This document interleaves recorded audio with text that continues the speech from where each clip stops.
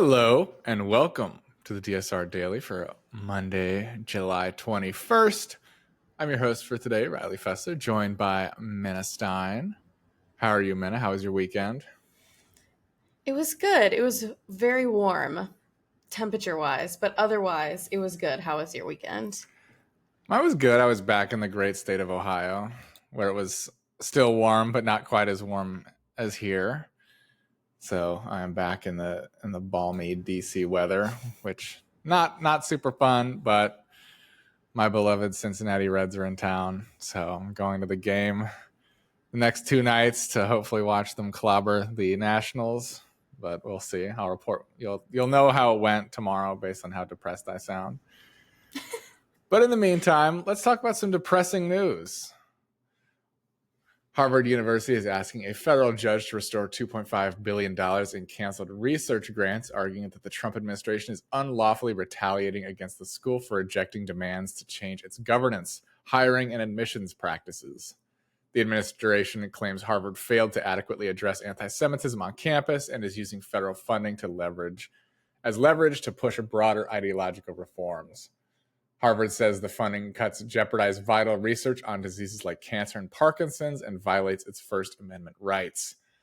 The legal battle underscores a larger conflict over academic freedom and the federal government's role in regulating university policies. I'm glad that Harvard is still fighting on this. We've seen other universities kind of roll over and capitulate to the administration, but Harvard so far has been pretty staunch in its defense against this administration. So happy to see that. Hopefully they get a victory here, because absolutely the president should not be leveraging funding against universities for political reasons. If there were allegations that they were kind of misusing these funds, that'd be one thing, but it is purely based on trying to get the university to bend to the administration's will politically. And that is just not something that should be a president's focus, nor should it be common practice for any political figure to do. So hopefully Harvard University gets a win here, but we will see. Definitely. And speaking of things that should not be happening, the EPA is planning to close its Office of Research and Development, which has long provided scientific expertise for environmental policies, as part of a broader 23% staff reduction under the Trump administration.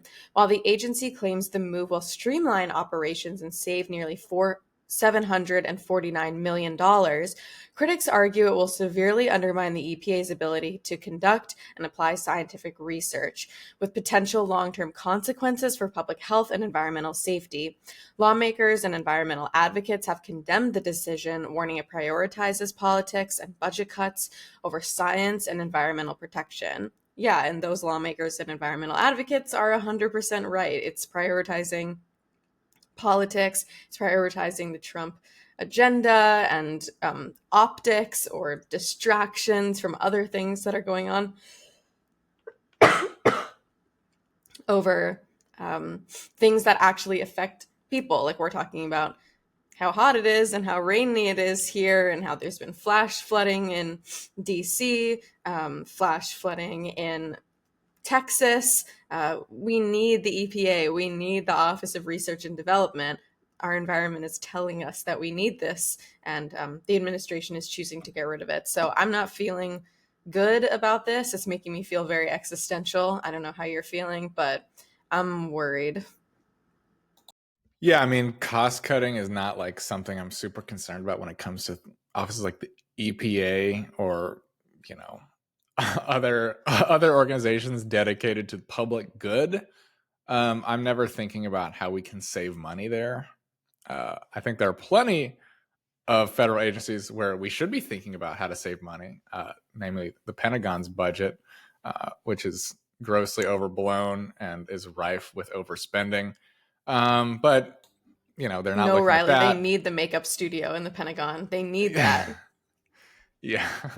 But, agencies like the EPA or FDA, not places that I'm like super, I'm not a super spendthrift when it comes to those agencies, but I guess I'm crazy, at least compared to this administration. I guess so. Well, a little international story to kind of shift away from the US, but it's not a particularly good one. Japanese Prime Minister Shigeru Ishiba has vowed to remain in office despite his coalition losing its majority in both chambers of parliament after a disappointing upper house election. Ishiba faces mounting pressure over rising prices, public dissatisfaction, and a looming tariff deadline with the US, but says his priority is to avoid political instability. While opposition parties gained ground, especially right-wing populists, they too remain too fragmented to oust the ruling coalition. Ishiba pledged to analyze the election results, maintain the coalition with Komeito, and seek broader cooperation to address urgent national challenges. Very disheartening that right-wing populism is gaining ground in yet another country's elections. This seems to be a global trend that's kind of started in 2016 and has ebbed and flowed, but seems to be in a flow state right now, which is certainly unfortunate for the world. But I won't pretend to know too much about the internal politics of Japan, so I don't want to make too broad of statements for this election. But I would venture to say that right-wing populism on the rise anywhere is a negative for the local population. So I will say that much, but I won't say anything else. Well, speaking of the right wing and right wing messaging, I found this story to be very interesting. Researchers have uncovered a network of over 400 AI driven bot accounts on X that consistently praise Trump administration figures and promote pro MAGA messaging, though recent controversy over the Epstein files has exposed contradictions in their responses. These bots, often created in batches and engaging primarily through replies, aim not for engagement but to subtly influence online discourse by creating a partisan echo chamber. The split messaging following Attorney General Pam Bondi's decision not to release further Epstein files highlights both the AI-generated nature of the accounts and growing fractures within Trump's supporter base. So even the AI bots are bringing up some questions over this Epstein file release and the Trump administration. Even the robots think there's something fishy going on there. I thought that was kind of interesting. That even, the machines that were created to inspire pro-MAGA ideology are floundering to get people on board over this Epstein controversy. So I thought that was an interesting development in that story from over the weekend. Listen, if they just did what Lex Luthor did in Superman and used monkeys hooked up to machines typing on computers, I don't think they would have this issue. I think they would have a more sound base of echo chamber creation. That's exactly what I thought of while I was researching this story. I thought of Superman and Lex Luthor's monkeys. Lex Luthor's monkeys in the pocket dimension, stirring up anti-Superman fervor. And even those monkeys are like, I don't know about this Epstein file thing. This is your daily reminder to go see the Superman movie. It rocks. I saw it again this weekend. Still rocks. You should go see it. It is very good. Well, ending on a certainly not very serious story, but something that I just found interesting, because President Trump will truly talk about anything but the Epstein files to try and distract from that. As President Trump demanded that the Washington Commanders revert to their former Redskins name and threatened to block the team's stadium deal in Washington, D.C. if they refused. He also criticized the Cleveland Guardians for changing their name from the Indians, claiming, without evidence, that many Native Americans support reversing these decisions. Trump's remarks come amid backlash over his administration's handling of Jeffrey Epstein documents and reflect his broader efforts to challenge cultural changes linked to racial reckoning movements. Critics note that the teams changed their names to move away from racist stereotypes, while Trump argues the changes erase history and disrespect Native American heritage. Listen, I mean, Redskins, not a great name. And then Indians, also not great, especially their mascot, Chief Wahoo, was nothing but a racist stereotype.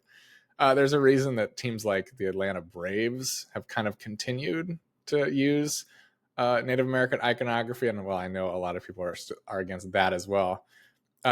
Certainly better than using racial racially charged names and imagery that these other teams have done, and that is certainly the reason why they changed. The other part of this that's kind of more serious is, why is Trump threatening to block a stadium deal that is done by the city of Washington, D.C.? It kind of highlights the strange dynamic Washington, D.C. has with the federal government, that so much of what D.C. does as a city is beholden to Congress. And apparently Trump thinks he can leverage that to block a stadium deal. Regardless of how you feel about the stadium deal, I do not think the president should be lowering himself to intervene in what is essentially a municipal dispute, especially over something as stupid as a team that changed its name several years ago. I know there are many people out there that really care about these teams change back to their old names. I certainly see it on comment sections on posts about both teams. But if you still care, you're weird. Get over it. Move on. If your support for a team hinges on the fact that they use Native American iconography for their name, you need to get new hobbies. And maybe you're not a real fan. That's my hot take. But That's a good hot take. I don't know if you have anything else to add about this weird story, Minna, but I just was tickled by it and thought it was weird. Yeah, I mean, like I graduated from Florida State University, which also uses indigenous people iconography for their teams, like we're the Florida State Seminoles. I think that that's very different than using like racist terms as part of your team name, although I'm personally against any sort of indigenous iconography as part of a team. But why, like you said, the president is getting involved in this decision that was made years ago? Like, he does seem quite late to this party. Yeah, but I agree with you that it's weird. just like an attempt to distract from Epstein files. And he's like, well, maybe people will care about these sports teams. And if I like make a big fuss about that, I don't know. It just seems like a very weird thing to me. And I'm not saying it's weird for Trump, because for Trump it actually makes a lot of sense. But I just mean in general, it seems like a weird thing to be upset about when it's like clearly so racist and offensive. It's like, well, yeah, like obviously we should change that. Yeah, I mean, I also went to a university that, before I was even born, changed its name from the Miami Redskins to the Miami Redhawks. And it's, Miami is named after the Miami tribe, or Miami tribe. But they changed that back in '97. So it's like that level of weird if you still care about it. And certainly if you go to Miami games, you'll still see people rocking Miami Redskins gear, which I don't know where they're getting it or if they're just kept it that long. But yeah, vintage. It's just weird timing. I mean, these teams changed their names. I believe Commanders was 2020 and Guardians was 2021. So it's been a few years now. I know, like I said, people still are weirdly care about it, but man, come on. It's also just like another fight in a long line of like low level fights that the president is for some reason getting involved in. Like, why this is even on the president of the United States' radar is beyond me. Not this president, I want to make clear, but just any president in general. For this president makes a lot of sense, but it's just like, why are you getting involved in this ridiculous? Well, I mean, here's the real reason is that the culture war issues are basically the only reason Trump, like that's the only issue he can routinely gin up support from the base on, because his economics are failing. Epstein files, again, deeply unpopular. So like, he's just going back to Old Faithful, basically, which is just gibberish culture war issues that only really the right wing cares about. And not only is he on the wrong side of it, it also happened like a long time ago. It's just like, who gives a shit? Like, who cares? Like, if you still care about the like team names, you're weird. Like, just let it go, man. Come on. And that goes for everybody who cares about it, to be fair. It's settled. Get over it. But that's my parting wisdom for today. And we will be back for the rest of the week. David, our beloved leader, will be joining us tomorrow, so fear not. He'll be back. We didn't get rid of him. He's still here. He still calls the shots, and he'll be back to give his more insightful wisdom than I fear what Min and I can offer. not to throw an insult your way, Minna, but I guess I'll speak for myself on that. Yes, very rude. I feel like I offered great wisdom on these team names. You contain multitudes of wisdom. I take it back. But we will be back for the rest of the week right here on the DSR Daily and across the DSR network. And until we see you again, stay safe and bye-bye.